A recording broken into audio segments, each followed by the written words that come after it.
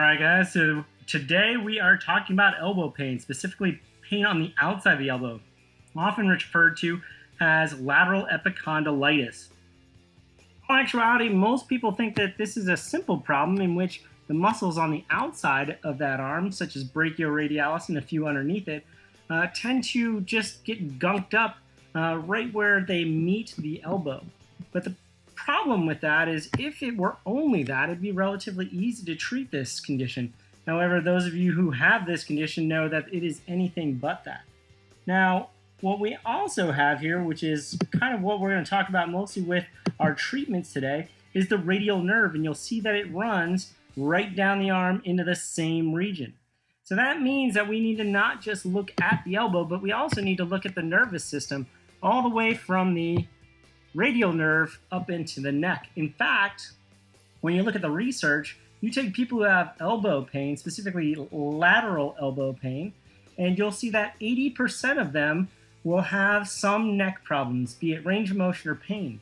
Now, if you compare that to similar individuals that don't have pain in the elbow, it's only about 20% of them that will have either stiffness or pain in the neck.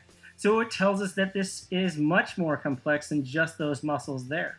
The good thing is we've got some ways to treat those nerves as they come out of the neck and go into the arm. And we also have ways of conning them into really starting to work for our favor. So let's get to those now. So now we have an understanding of where that elbow pain is and what causes it. Now we're going to look at ways of treating it. The first thing that you're going to do is use a highly specialized piece of equipment. It's called a door jamb.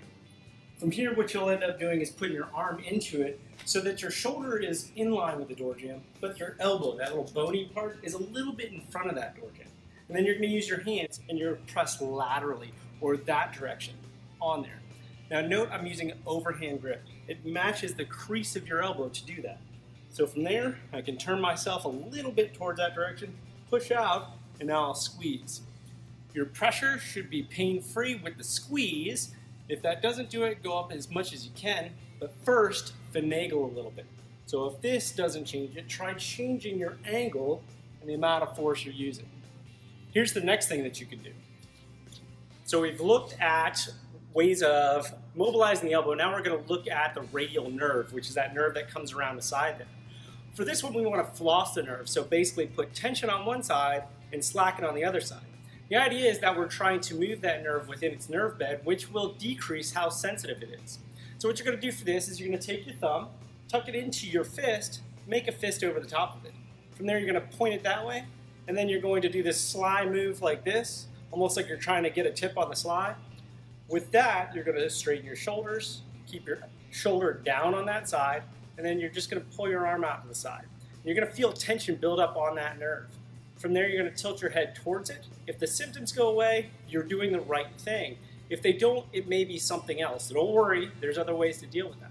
But what we'll do with flossing is we're going to come back just slightly, head still tilted that way, arms out so you can feel some symptoms, and then you're just going to go back and forth. Head and arm go this way, head and arm go that way, this way and that way. The idea is that we're moving the nerve, tension this way, decreasing some of the tension with the neck, and then vice versa.